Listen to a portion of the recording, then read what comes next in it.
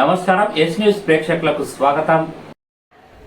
రాష్ట్ర ప్రభుత్వ ఆదేశానుసారం రైతుల వద్ద నుండి రైతు భరోసాపై అభిప్రాయ సేకరణ చేపట్టడం జరిగిందన్నారు పెద్దపల్లి డీసీఓ రామానుజనాచార్యులు. పెద్దపల్లి జిల్లా సుల్తానాబాద్ పట్టణంలో ప్రాథమిక సహకార సంఘం అధ్యక్షులు శ్రీగిరి శ్రీనివాస్ అధ్యక్షతన ప్రత్యేక సర్వసభ్య సమావేశం ఏర్పాటు చేశారు. ఈ కార్యక్రమానికి ముఖ్య అతిథిగా DCO, assistant DCO, MPP, agriculture officer, రైతులు హాజరయ్యారు. ఈ కార్యక్రమానికి విచ్చేసిన DCO, assistant DCO, MPP, agriculture ఆఫీసర్లను సంఘం ఆధ్వర్యంలో ఘనంగా శాలువాతో సన్మానించారు.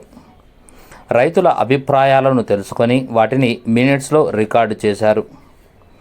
ఈ సందర్భంగా ఏర్పాటు చేసిన సమావేశంలో డీసీఓ రామానుజనాచార్యులు మాట్లాడుతూ రాష్ట్ర ప్రభుత్వం రైతులకు రైతు భరోసా పథకాన్ని అమలు చేయడం జరుగుతుందని, అందులో భాగంగానే నేడు ప్రాథమిక వ్యవసాయ సహకార సంఘంలో రైతుల అభిప్రాయాలను ప్రభుత్వానికి నివేదించడం జరుగుతుందని, తదనుగుణంగా ప్రభుత్వం నుండి వచ్చే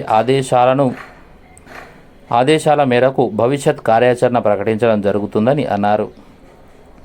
ఈ సందర్భంగా విచ్చేసిన రైతులకు ప్రతి ఒక్కరికి పేరు పేరున ధన్యవాదాలు తెలియజేస్తున్నామని డీసీఓ అన్నారు. ఈ కార్యక్రమంలో ప్రాథమిక వ్యవసాయ సహకార సంఘం సీఈఓ బూరుగు సంతోష్, పాలకవర్గం, రైతులు తదితరులు ఉన్నారు.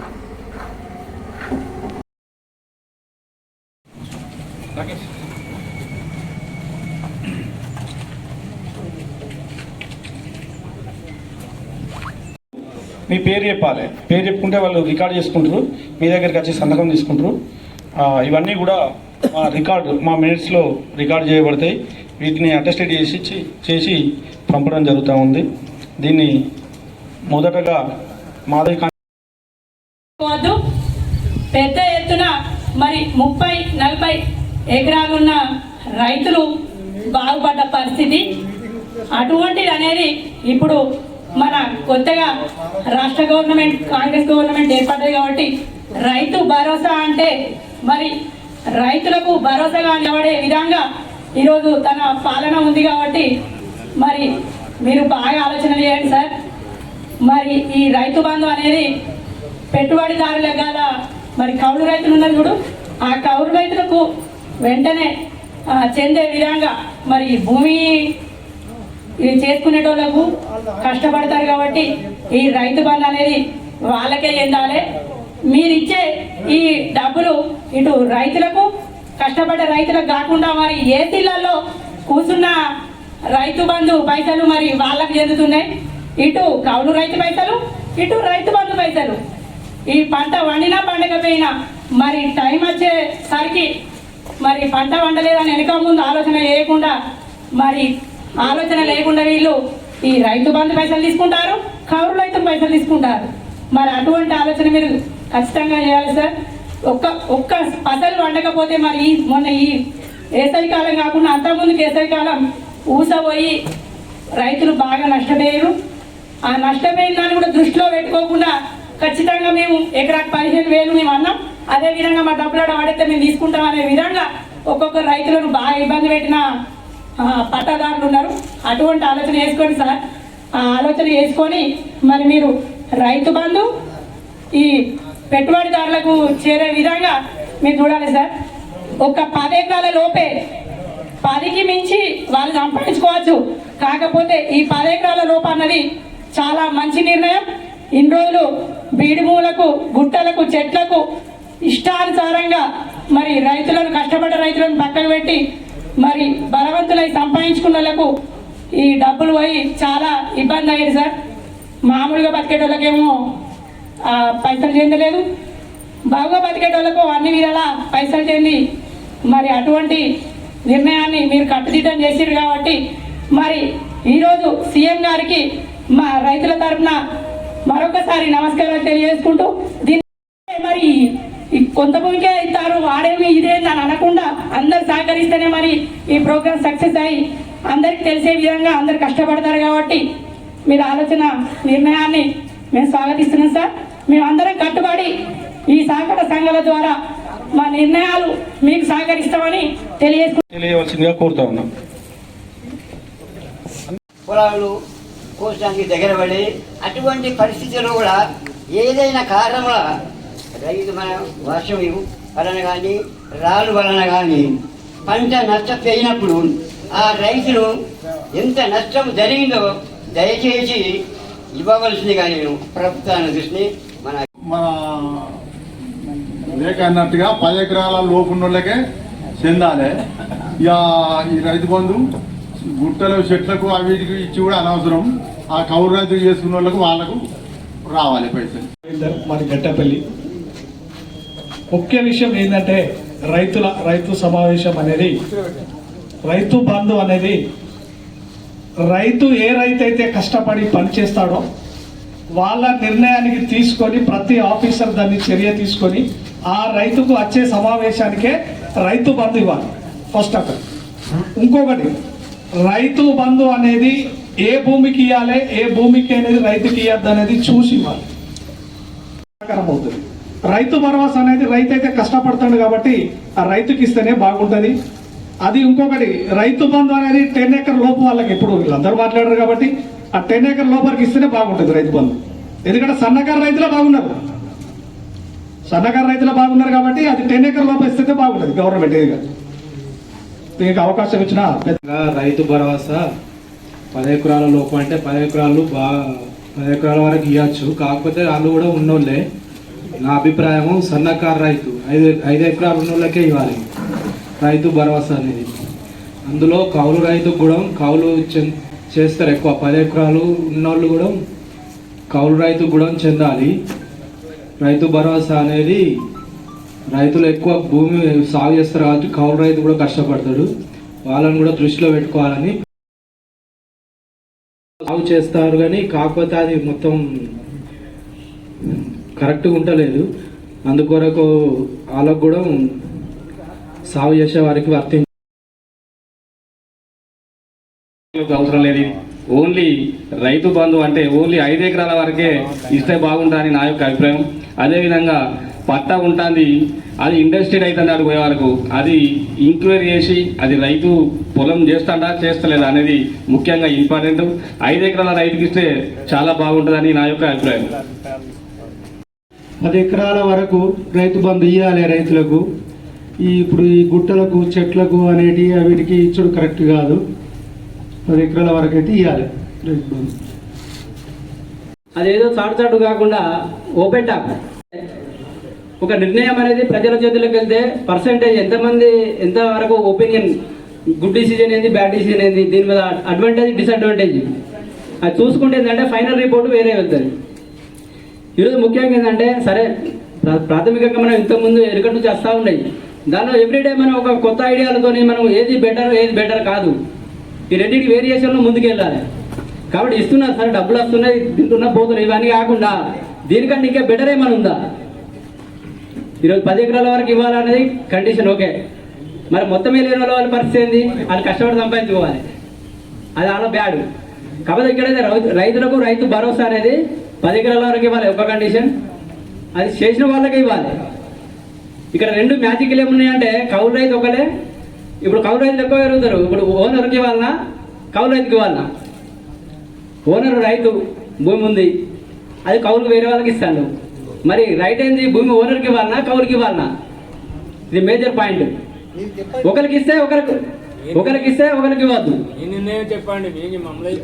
ఓకే సార్, ఓకే అంటే కౌలు రైతులకే ఇవ్వాలి, మరి వాళ్ళకు బ్యాడ్ అవుతుంది. కాబట్టి అసలు ఓనర్లకే ఇవ్వాలి నా ఫైనల్. మరియు సాగు చేసే వారికి అంటే సాగు యోగ్యమైనటువంటి అంటే మనం చేసుకొని కౌలుకి ఇచ్చుకొని రైతు పంటదారుకే చెందాలని నా అభిప్రాయం. ఏంటంటే సరే కౌలు రైతుకి ఇచ్చడం అంటే కష్టపడ్డది కౌలు రైతే కాబట్టి రైతు ఇప్పుడు దీని పెట్టుబడి సాయం అన్నారు. పెట్టుబడి సాయం ఎవరు చేస్తారో, వ్యవసాయం ఎవరు చేస్తే వాళ్ళు యజమాని చేస్తున్నా లేక యజమాని కౌలుకి ఇచ్చిన దాని మీదనే వ్యవసాయ అధికారులు ఆలోచన చేసి పని చేసిన వ్యక్తికి అక్కడ ఎవరు వ్యవసాయం చేస్తే ఆ రైతుకే సంబంధించి ఈ బంధు ఇస్తే బాగుంటుందని నా ఉద్దేశం. ఇంకోటి చెట్ల కుట్టకు అక్కడ చెప్పినట్టు అది నష్టం జరిగింది. అది పెట్టుబడి పెద్ద రైతులకు ఎంత నష్టం అవుతుందో చిన్న రైతులకు అంత నష్టం అవుతుంది కాబట్టి దాన్ని రద్దు చేసి ఓన్లీ ఎవరు సాగు చేస్తుండ్రు యజమాని రైతు ఎవరికైనా కౌలుకి ఇచ్చిండా లేకపోతే రైతే వేస్తుండా దాన్ని పూర్తి నిఘా ఆలోచన అగ్రికల్చర్ ఆఫీసర్ చూసి దాని మీద నిర్ణయం తీసుకోవాల్సింది నాకు ధన్యవాదాలు. తోటి రైతులందరికీ ధన్యవాదాలు. ఈ రైతు బంధు అనేది ఫస్ట్ పాయింట్ ఒకటి ఏంటంటే ఉద్యోగస్తులకు ఇవ్వాలి. ఉద్యోగస్తులకు ప్రతి ఒక్కరికి వస్తుంది రైతు బంధు. రెండవది వాగు వంకలు ఉన్న ఏరియాలో కూడా రైతులకు పట్టాలు ఉన్నాయి. వాగులో ఉన్న పట్టాకు కూడా రైతు బంధు వస్తుంది. మామిడి తోటలు, పండ్ల తోటలు, ఏ తోటలు ఉన్న వాళ్ళకు కూడా రైతు బంధు వస్తున్నది. కుంట్ల చెర్ల ఉన్న భూముల వాళ్ళకు కూడా రైతు బంధు వస్తున్నది. అలాంటి ఏఈఓలను గారిని పంపించి సాగయ్యే భూములనే పరిగణలోకి తీసుకొని రైతు బంధు అనేది మీరు రైతులకు ఇవ్వాలి. First point. సెకండ్, రైతు బంధుకు రైతు కౌలు రైతుకు కౌలు ఇస్తున్నాడు. కౌలుకు కౌలు రైతుకే ఇచ్చి ఒకవేళ రైతు గిట్ట ఇవ్వకపోయేది ఉంటే ఆ కౌలు అనేది కౌలు రైతుకు రైతు ఇచ్చే ప్రసక్తి లేదు. వ్యవసాయ భూమిని కౌలు రైతుకు రైతు ఇయ్యడిగా, అది కూడా సందిగ్ధం ఉన్నది. కౌలు రైతుకి ఇవ్వాలి, రైతుకు కూడా పడాలి, పట్టదారుని కూడా పడాలి. పట్టదారుని కూడా పడకపోతే రేపు నేనే చేసుకుంటా అంటాడు. ట్రాక్టర్ ఉన్నాయి, అన్నీ ఉన్నాయి, అన్ని విధాలు ఏదో ఒక రకంగా చేసి అతను సాగు చేసుకునే పరిస్థితి ఉంది. కౌలు రైతుగానే పక్కకు పోయే పరిస్థితి ఉన్నది.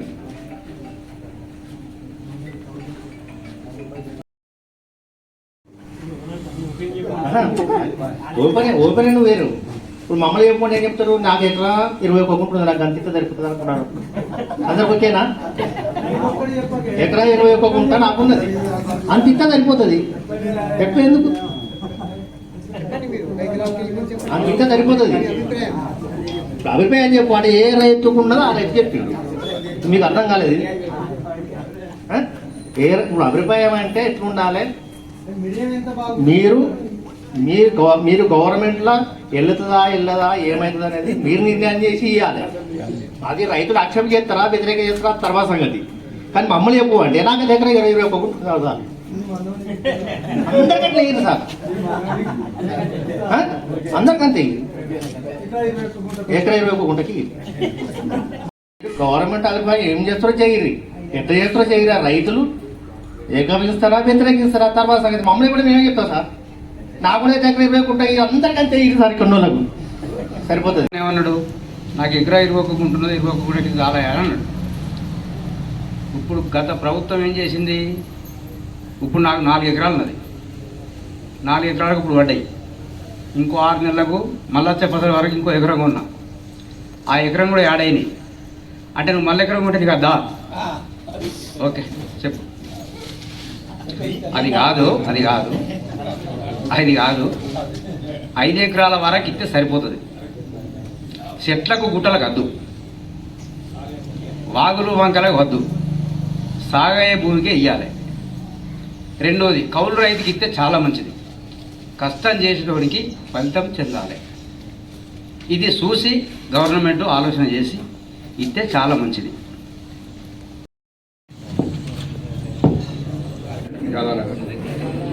ఐదు ఎకరాల లోపు అందరికి రైతులకు రైతు బంధు అయితే మంచిగా ఉంటుంది. అందులో కౌలు రైతులు కూడా ఇవ్వాలి. కౌలు రైతులకు ఇస్తూ ఇచ్చిన యజమానికి ఇవ్వాలి, కౌలు రైతుకి ఇవ్వాలి. ఇస్తే అందరి బాగా పడుతుంది. రైతు బంధు 5 ఎకరాల లోపు ఉన్న రైతులకే ఇవ్వాలి. అదేవిధంగా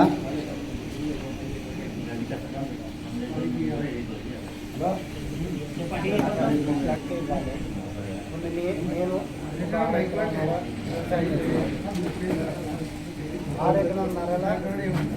అసలు కనీసం నా పిల్లల స్కూల్ ఫీజు కట్టలేని పరిస్థితి ఉంది. అది కౌలు కాక సొంత భూమి చేసుకుంటా. అట్లాగే కౌలు చేసే వాళ్ళకు బాగా ఇబ్బంది ఉన్నది. దాదాపు కౌలు రైతులకే రైతు బంధు ఉంటుంది, చెడు ఉంటుంది. ఇలా కాంగ్రెస్ పార్టీ కూడా అధికారంలో వచ్చిన తర్వాత ఫ్రీ బస్ ఏర్పాటు చేశారు. చాలామంది ఇప్పుడు ఏమంటున్నారు, దానిలో సంబంధించినటువంటి నౌకరు చేసే వాళ్ళే రోజు పోతున్నారు. ఏదో మారుమూల ఉన్నటువంటి వాళ్ళు ఎప్పుడో ఒక రోజు దవాఖానకో లేకపోతే ఇంత షాపింగ్కో ఎప్పుడో ఒకసారి పోయేటువంటి పరిస్థితి ఉంటుంది. మరి రోజు బస్సులలో ఎవరు పోతా ఉంటారు? లాభిస్టులే కదా, ఇది వాస్తవే కదా. అంటే ఈ స్కీమ్ కూడా అప్పుడు తయారు చేసినటువంటి సందర్భంలో కొత్త లోటుపాట్లు ఉండేవి. 100% ఒప్పుకోవాలి, వాస్తవాలు ఏదైతే ఉన్నాయో దాన్ని మనం ఒప్పుకోవాల్సిన అవసరం ఉంటుంది. 12 సీజన్లు గత ప్రభుత్వం ఇచ్చింది. మరి ప్రభుత్వం వచ్చే ముందు కూడా ఆలోచన చేయాలి. అంటే ఎంతమందికి ఇవ్వగలుగుతాం, ఏం ఇవ్వగలుగుతాం, ఇదేమైనా సాధ్యమవుతుందా కాదా, వాళ్ళు ఇస్తూ ఉన్నారు, మరి ఇచ్చిన దాంట్లో మనం ఎంత కట్టా పెట్టుకోవాలి. సమస్య కౌలు రైతులు ఒక సమస్య, రైతులు ఒక సమస్య. ఇందాక చాలా మంది మిత్రులు ఏంటంటే వాస్తవంగా కౌలు రైతు కష్టపడతా ఉన్నాడు, ఆయనకు చెందాలి. చెందేటువంటి క్రమంలో మరి ఈ రైతు ఆయనకి ఇస్తారా, కౌలుకి ఇస్తారా, కౌలుకి ఇస్తారా, ఇయ్యరు. నేనే నాకే ఉన్నాను 10 ఎకరాలు నాకు, నేను ఆలోచన చేద్దాం 4 ఏళ్ళు 5 ఏళ్ళు చేసిన భూమి నాదంటే ఎట్లా అంటే దయచేసి ప్రభుత్వం ఆలోచన చేయాలి. అంటే కౌలు రైతులకు సంబంధించినటువంటి ప్రత్యేకమైనటువంటి ఒక ప్యాకేజ్ తీసుకోవాలి. ఎవరెవరైతే ఎక్కడెక్కడ కౌలు చేస్తూ ఉన్నారో, బీద రైతులు ఎవరైతే కౌలు చేస్తూ ఉన్నారో వారికి సంబంధించినటువంటి ప్రత్యేకమైన ఒక నిధి ఏర్పాటు చేసి వాళ్ళకి సంబంధించినటువంటి వాళ్ళు పూర్తిగా అగ్రికల్చర్ వాళ్ళు కానీ రెవెన్యూ వాళ్ళు కానీ ఈ డిపార్ట్మెంట్స్ అన్నీ కూడా సర్వే చేసి ఇవాళ కౌలు చేసిన ఆయన మళ్ళీ రేపు ఇంకోసారి రైతు ఆయనకి ఇయ్యడు, 2 పంటలు ఇస్తాడు, తర్వాత ఇంకో ఆయనకి ఇస్తాడు. ఇట్లా కాలక్రమేణా మారుతూ ఉంటారు, కౌలుదారులు మారుతూ ఉంటారు. కానీ ఎప్పటికొకరు భూమి చేయడు. ఈ రైతు కూడా ఏం చేస్తాడు, 2 ఏళ్ళు కాగానే ఇక వాళ్ళు ఏం చేస్తారు, నేను వెయ్యకు వెళ్తాను సాటుకు పోయాగానే నువ్వు బంద్ అయ్యా అని ఇంకో ఆయనకి ఇస్తాడు. సహజమే కదా. కానీ ప్రభుత్వం ఆలోచన చేయాలి. ఏదైతే ఇప్పుడు రైతు భరోసా అంటున్నారో, రైతు భరోసా ఇచ్చేటువంటి క్రమంలో కూడా నిపుణులు ఉంటారు. రాజ్యాంగంలో ఉన్నటువంటి ఏదైతే నిపుణులు ఉంటారో అదేవిధంగా అగ్రికల్చర్ సంబంధించినటువంటి వాళ్ళు కూడా కొంత పూర్తి స్థాయిలో సర్వే చేయాలి. ల్యాండ్స్ కూడా ఇందాక చాలామంది చెప్తా ఉన్నారు, గుట్టలు ఉన్నాయి, చెట్లు ఉన్నాయి, వాగులు ఉన్నాయి, వాటి కూడా పడతా ఉన్నాయి. తీసేయాలి 100%. అటువంటి అయితే సాగు కానీ ఏవైతే ఉన్నాయో పూర్తిగా నిరుపయోగంగా ఉన్నటువంటి భూములు ఉన్నాయో ఖచ్చితంగా కూడా వాటిని ఐడెంటిఫై చేసి కటప్ తీసేసినట్టు అవసరం. అదేవిధంగా కొన్ని ల్యాండ్స్ ఎప్పుడో ప్లాట్ చేసిన ఇల్లు కూడా అయినాయి. ఆ సర్వే నెంబర్లో ఇల్లు మార్పులు జరగలేదు కావచ్చు, సర్వే నెంబర్లో ఎకరాలు అట్లే ఉన్నాయి కానీ ఇల్లు ఉన్నాయి, మరి వాటిని కూడా తీసేయాలి. ఇట్లాంటి వాటిని ప్రభుత్వం పూర్తి స్థాయిలో అధికారులతో పురామయించి వాళ్ళన్నిటి కూడా పూర్తి స్థాయిలో అవన్నీ కూడా వేరు చేసేసి ఇవ్వాల్సిన అవసరం. మరి 10 ఎకరాలకు ఇస్తారా, 5 ఎకరాలకు ఇస్తారా, 20 ఎకరాలకు ఇస్తారా అంటే మరి రైతుకు సంబంధించినటువంటి దీంట్లో గత ప్రభుత్వం అయితే ఇవన్నీ చూడలేదు, అందరికి ఇచ్చారు. దాదాపు ఒక 12 సార్లు అయితే ఇచ్చారు.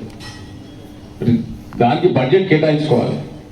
ఈ బడ్జెట్ మరి 20,000 కోట్లు అవుతుందా, 30,000 కోట్లు అవుతుందా, దానికి సంబంధించినటువంటి పూర్తి స్థాయి బడ్జెట్ కేటాయించుకొని అయ్యా మేము ఈ 10 ఎకరాల వరకే ఇవ్వగలుగుతాం, ఇంతవరకే కటాఫ్ పెడతాం అని మీరు చెప్పాలి తప్ప నాకు 50 ఎకరాలు లేదు, మరి నేనేమనుకోవాలి?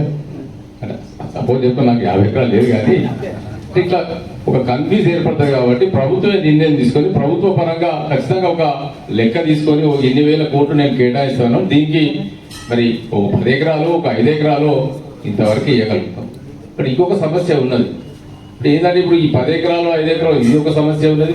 మరి రైతు బీమా ఏదైతే ఉందో గుంట భూమి నుంచి కూడా మరి పైన ఉన్న వాళ్ళందరికీ కూడా ఇవాళ రైతు బీమా వస్తూ ఉన్నది. మరి అది కొనసాగుతుందా, కొనసాగదా?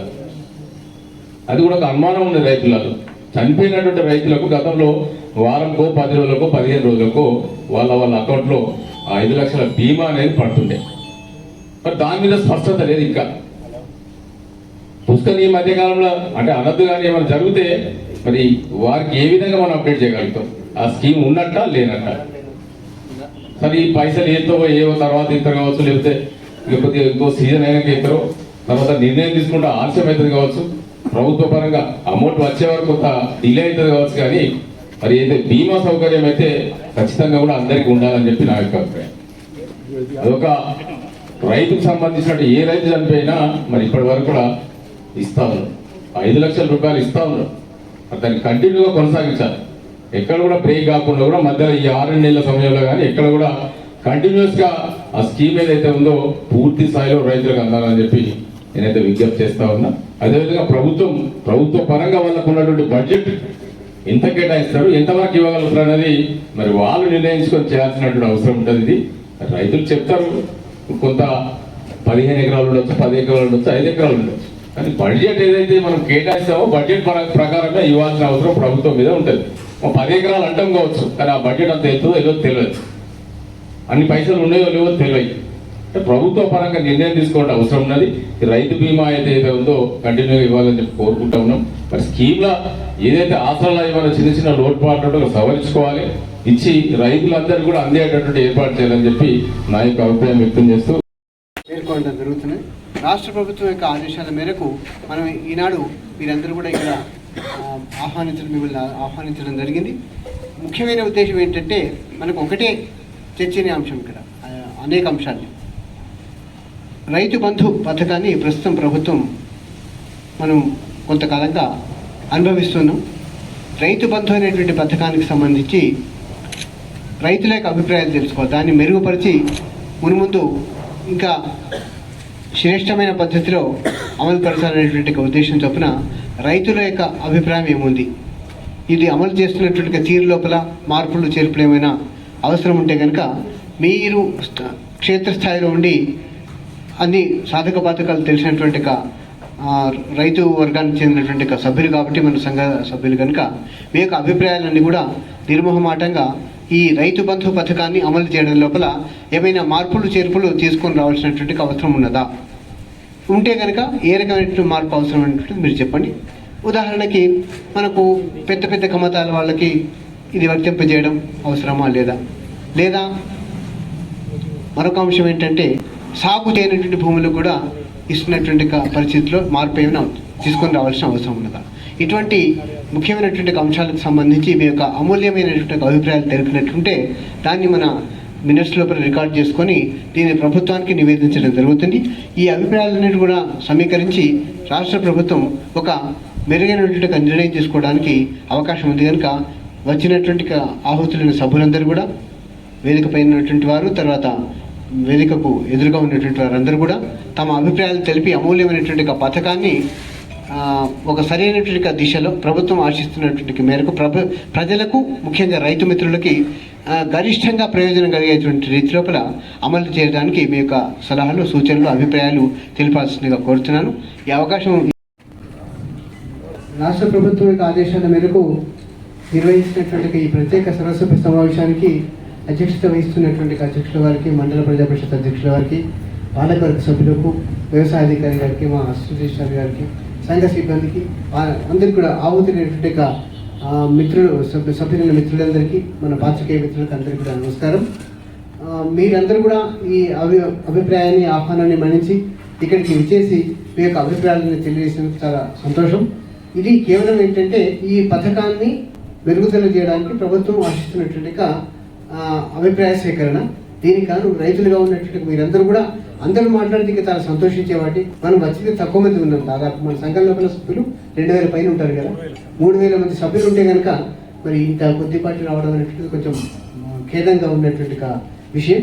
అయినప్పటికీ కూడా వచ్చిన వాళ్ళందరూ మాట్లాడి వాళ్ళ అభిప్రాయం చెప్తే సరిపోయి, ఇక్కడ మన అభిప్రాయం ఏం చెప్పాలి, మనం చెప్పింది ఏమింటారా, ఇవన్నీ అభిప్రాయాలతో మనకు సంబంధం లేదు.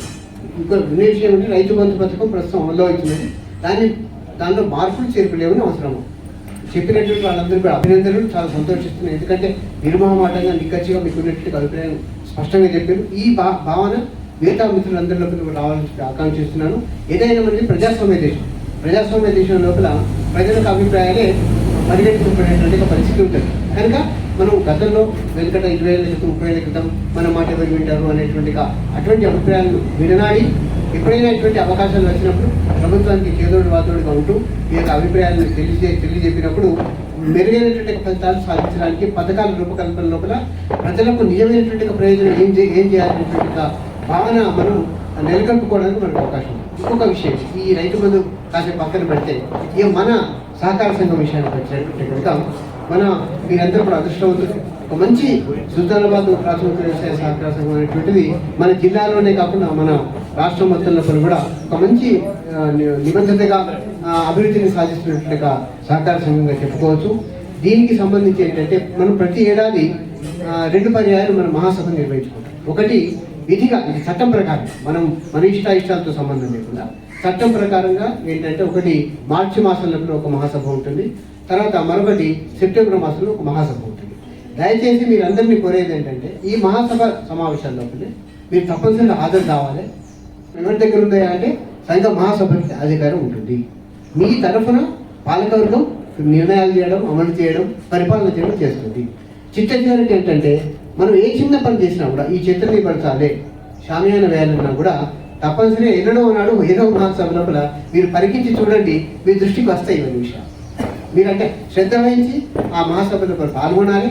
అంతేకాకుండా ఈ సంఘం ఇప్పటికే అభివృద్ధిలో ముందుకు వెళ్తున్నది, దీన్ని మరింత ఉజ్వలంగా తీసుకుపోయేటువంటి అవకాశం ఉన్నది.